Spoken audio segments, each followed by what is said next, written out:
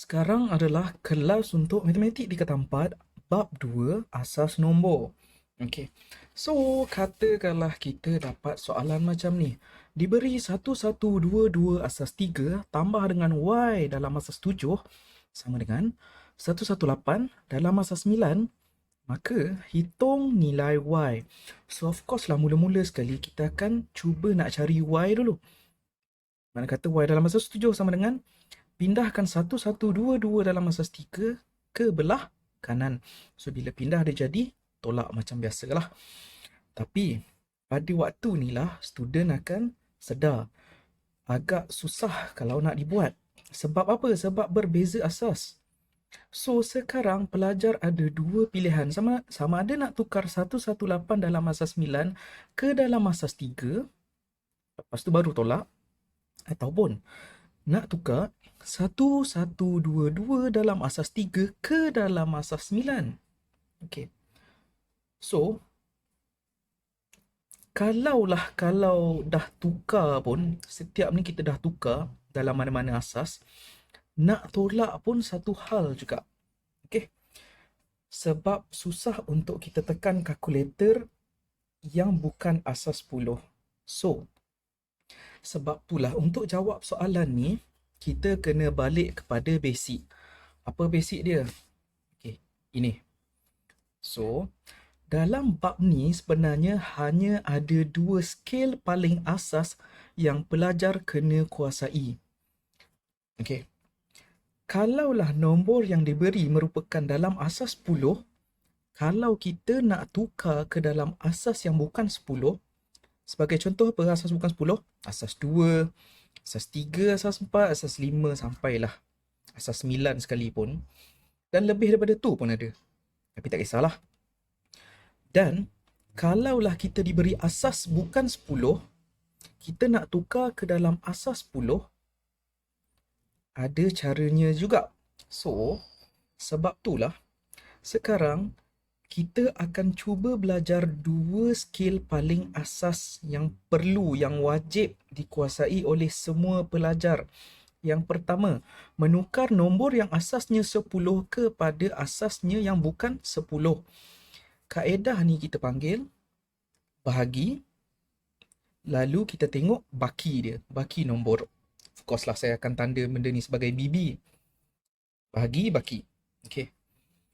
Kemudian, kaedah yang kedua, diberi asas bukan 10, kita nak tukar je kepada asas 10, kita guna pakai teknik cerakin darab kuasa. Saya tanda dia sebagai CDK. So, apa benda tu?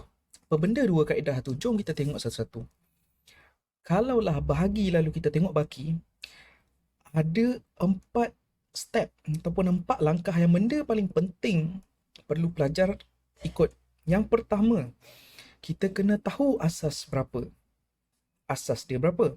Yang kedua, kita kena bahagikan nombor yang diberi itu mengikut asas berapa tadi. Yang tadi. Lepas tu, bila kita bahagikan je, kita kena habiskan dia. Habiskan proses bahagi tersebut. Lepas kita habiskan, barulah kita tengok baki dia. Selagi tak habis, tengok baki pun tak guna. Boleh faham? Nanti kita tengok. Kemudian, kalau CDK pula, mula-mula kita cerakinkan. Cerakinkan ni maksudnya kita pecah-pecahkan. Kita tarik-tarik jauh-jauh sikit. Nanti kita tengoklah macam mana. Lepas tu kita kena darab dengan angka asas. Asasnya berapa? Okey. Angka asas tu pula kena dikuasakan kepada posisi masing-masing. Macam mana tu? Nanti kita tengoklah. So, kita start dengan tengok bahagi lalu tengok baki dulu.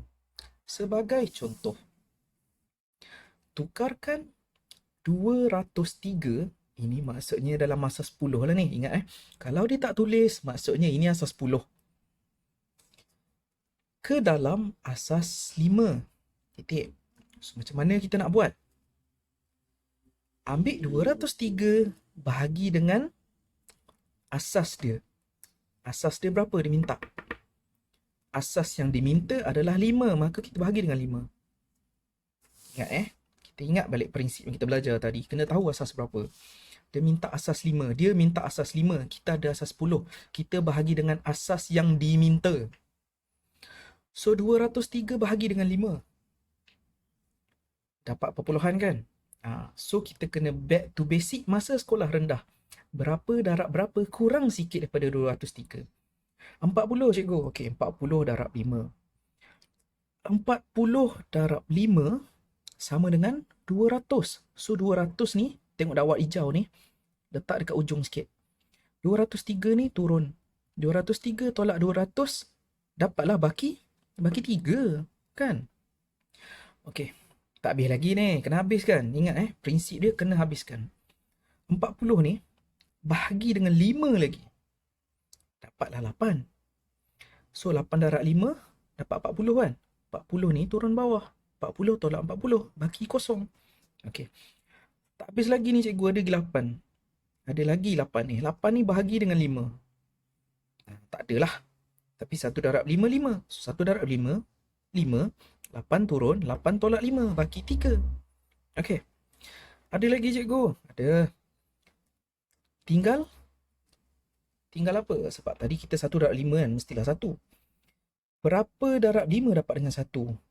Kosong. Kosong darab 5, kosong. Sebab tu saya tulis kosong kat sini. 1 turun bawah. So, 1 tolak kosong. Sama dengan 1. So, untuk baca baki ni, mesti bermula dari bawah ke atas. Baca dari bawah ke atas. 1, 3, 0, 3. Dah dapat tu, itulah dia punya nombor yang equivalent, yang setara dalam asas 5. Makna kata 203 dalam asas 10 sebenarnya adalah 1303 dalam asas 5. Jangan sesekali sebut sebagai 1303 dalam asas 5. Salah. Sebab apa salah?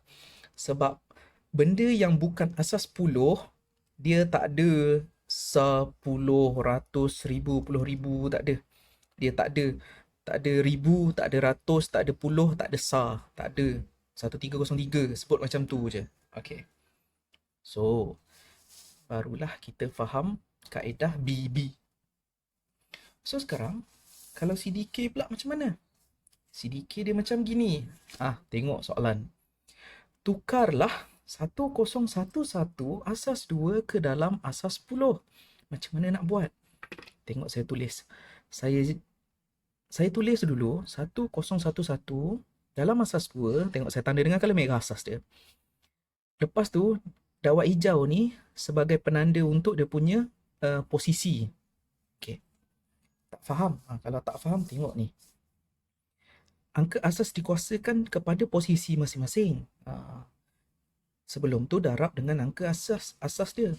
Sebab itulah saya tanda untuk bagi student nampak. Jom kita tengok satu-satu. 1011 asas 2.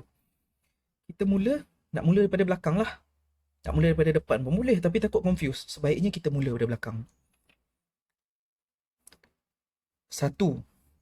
Asas 2 kan. Tapi posisi dia yang kosong. Maksudnya dia punya yang awal-awal. So, 1 darab dengan 2, tapi 2 ni kena kuasa dengan kosong. Sebab tu saya tulis macam ni. Tengok yang ni pula. 1 ni pun darab dengan 2, tapi 2 tu kena kuasa dengan 1. Sebab tu saya tulis macam ni. Tambah dengan kosong. Kosong pun tetap kena darab dengan 2. 2 pun tetap kena kuasa dengan 2. Walaupun kita boleh agak lah apa-apa saja nombor yang nanti mesti dapat kosong, mesti dapat kosong. Tapi tak kisahlah. Buat je. 1 darab 2. 2 tu pula kuasa dengan 3. Saya tulis macam ni. So, kat sini dah senang sikit. Apalah salahnya kalau kita tekan kalkulator, kalau kita takut confuse. Tapi boleh agak-agak lah. 2 kuasa kosong mesti dapat 1. 1 darab 1 dapat 1. 2 kuasa 1 dapat 2. 2 darab 1, 2. Okay. 2 kuasa 2 sama dengan 4. Oh yo. Tak masalah kalau dengan kosong-kosong juga. Okay. So, 2 kuasa 3. 2 kuasa 3 dapat 8. Sebab apa? 8 darab 1, 8 juga. Okay, so lepas tu tambah je. 8 tambah 0 tambah 2 tambah 1 dapatlah 11. 11 ni lah adalah dia punya dalam asas 10. Makna kata 1011 dalam asas 2 kalau ditafsirkan, kalau diterjemahkan ke dalam asas 10, dia sebenarnya menandakan nombor 11. Boleh faham? Okay. So sekarang pelajar dah boleh nampak. Nampak apa? Nampak kalau BB dia macam gini. Kalau CDK dia macam gini. Boleh faham? Okay. Itu basic lah. Kalau dah lupa, kita recap lah sekejap tadi. So, sekarang macam mana kita nak buat pengiraan macam gini? Cuba fikir. Saya boleh bagi masa 1 minit. Tapi ini kan video rakam, so tak perlu nak tunggu panjang-panjang, boleh pause kalau nak cuba kira sendiri dulu. Sementara saya pula akan tunjuk cara nak buat satu-satu. Okey. Yang mana yang dah siap pause tu, jom kita check jawapan you all.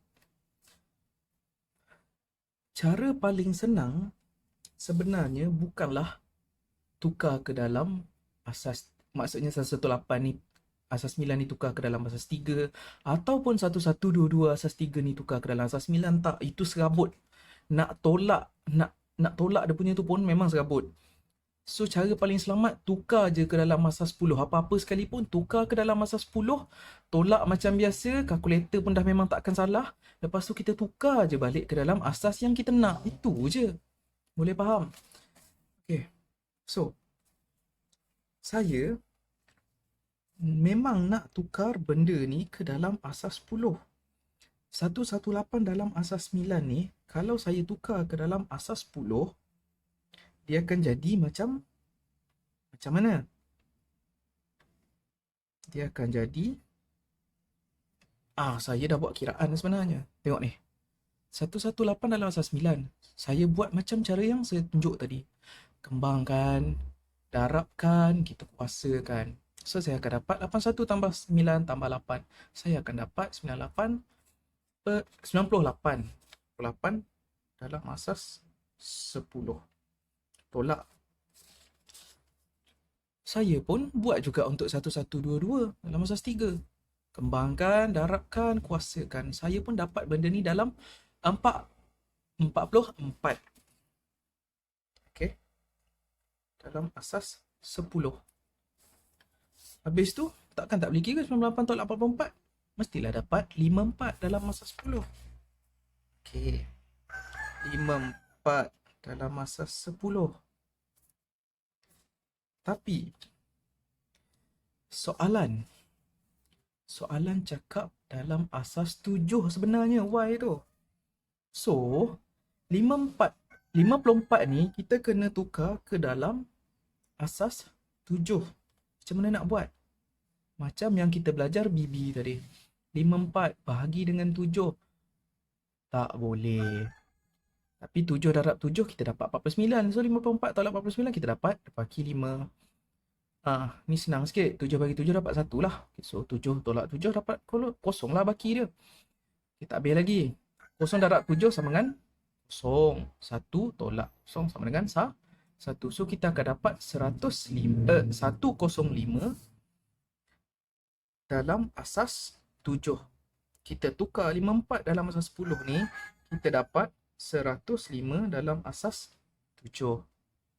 So, bila Y dalam asas 7 sama dengan 105 asas 7, maka kesimpulannya kita tahu Y sama dengan 105. Inilah jawapan dia. So, paling penting sekali yang saya nak sampaikan, moral of the story. Sesusah mana soalannya sekalipun, soalan trial SPM ke, soalan Olimpiad ke, kalaulah benda ni keluar Olimpiad pun, hanya ada 2 skill paling asas yang student ataupun pelajar perlu kuasai, iaitu skill BB dan skill CDK. Itu saja. Bye.